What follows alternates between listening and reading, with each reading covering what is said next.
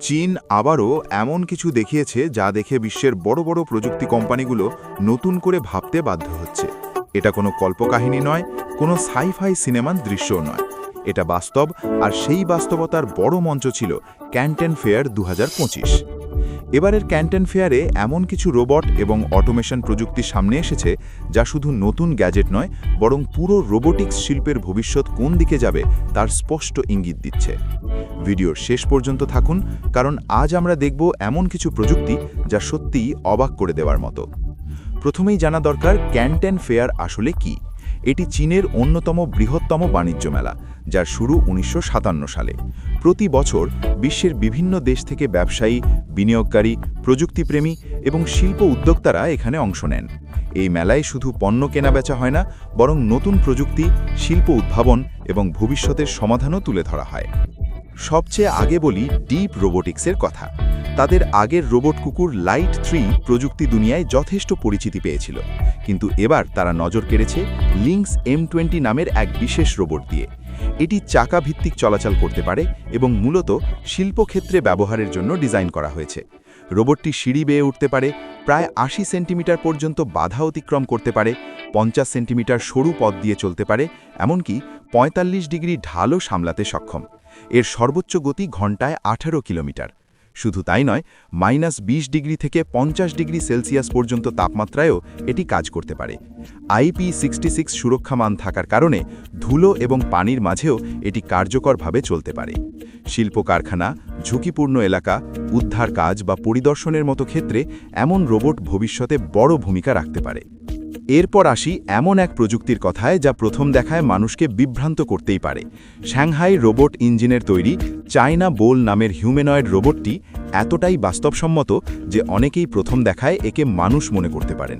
এটি কথা বলতে পারে, মুখে আবেগ প্রকাশ করতে পারে, হাসতে পারে এবং স্বাভাবিক ভঙ্গিতে মানুষের সঙ্গে যোগাযোগ করতে পারে।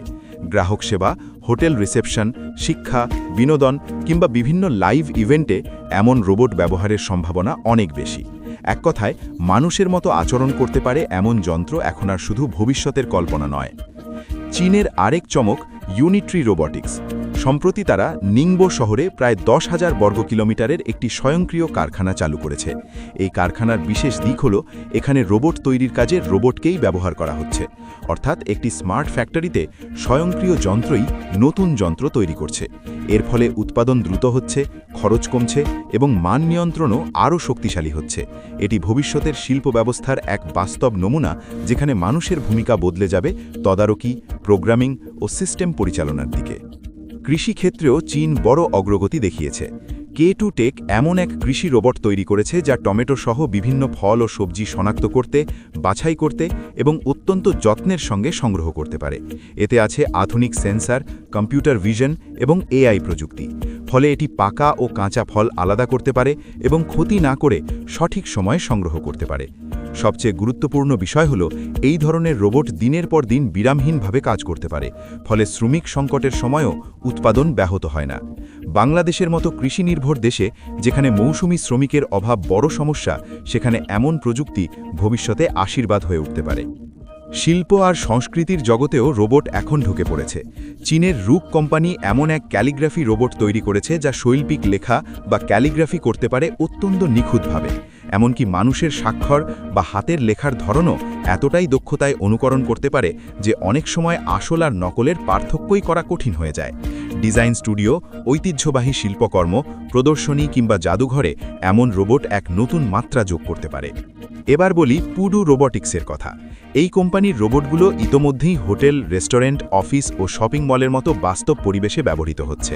তাদের কিছু রোবট অতিথিকে স্বাগত জানায়, পথ নির্দেশ করে, তথ্য দেয়। কিছু রোবট খাবার বা রুম সার্ভিস পৌঁছে দেয়, আবার কিছু রোবট বিনোদনের কাজও করতে পারে। এগুলো শুধু প্রযুক্তির প্রদর্শনী নয়, বরং ব্যবসায়িক ব্যবহার উপযোগী বাস্তব সমাধান। এরপর আসে আলফা রোবোটিক্সের টিমো নামের হিউম্যানয়েড রোবট। এই রোবটের বিশেষত্ব হল এটি 40টিরও বেশি ভাষা বুঝতে এবং বলতে পারে।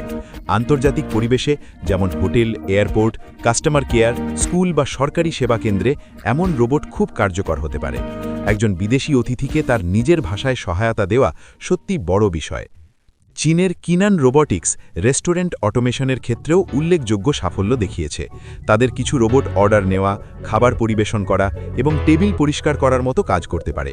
ফলে একটি রেস্টুরেন্টের অনেক কাজই স্বয়ংক্রিয়ভাবে পরিচালনা করা সম্ভব হচ্ছে। এতে খরচ কমে, কাজের গতি বাড়ে এবং সেবা আরও নিয়মিত হয়। আরও এক চমক এসেছে বুদ্ধিভিত্তিক খেলায়। চীনে তৈরি কিছু এআই পালিত সিস্টেম গোয়ের মতো জটিল কৌশলগত খেলায় মানুষের সেরা খেলোয়াড়দেরও চ্যালেঞ্জ জানাচ্ছে। এটি দেখায় যে রোবটিক্স আর এআই এখন শুধু শারীরিক কাজেই নয়, সিদ্ধান্ত নেওয়া এবং কৌশল নির্ধারণের মতো ক্ষেত্রেও দ্রুত এগিয়ে যাচ্ছে। ঝুঁকিপূর্ণ কাজে ব্যবহারের জন্য নতুন নতুন রোবট তৈরি হয়েছে।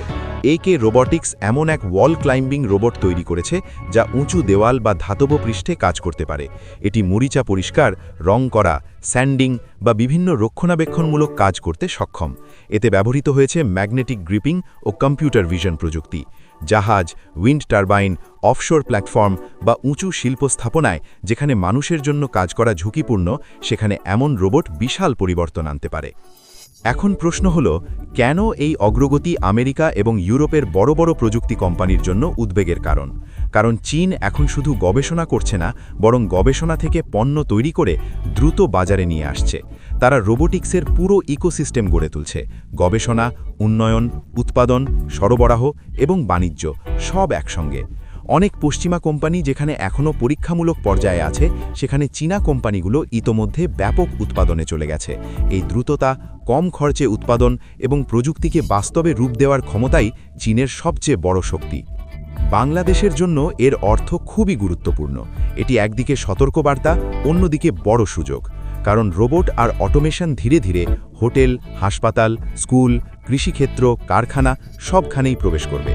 এখন থেকেই যদি আমাদের তরুণরা রোবোটিক্স, কৃত্রিম বুদ্ধিমত্তা, অটোমেশন, সেন্সর প্রযুক্তি এবং কম্পিউটার ভিশন শেখার দিকে মন দেয়, তাহলে ভবিষ্যতের চাকরির বাজারে তারা এগিয়ে থাকবে। আর যারা এই পরিবর্তনের জন্য প্রস্তুত হবে না, তারা ধীরে ধীরে পিছিয়ে পড়বে। প্রযুক্তির এই নতুন যুগে সবচেয়ে বড় প্রশ্ন আর রোবট আসবে কিনা সেটা নয়, প্রশ্ন হলো আমরা কতটা প্রস্তুত। ভিডিওটি যদি আপনার ভালো লেগে থাকে তাহলে লাইক দিন, চ্যানেলটি সাবস্ক্রাইব করুন এবং নোটিফিকেশন বেল অন করে রাখুন। আর আপনার মতে এই রোবটগুলোর মধ্যে কোনটি সবচেয়ে বেশি ভবিষ্যৎ বদলে দিতে পারে সেটা কমেন্টে জানাতে ভুলবেন না। দেখা হবে পরের ভিডিওতে আরও একটি দারুণ প্রযুক্তির গল্প নিয়ে।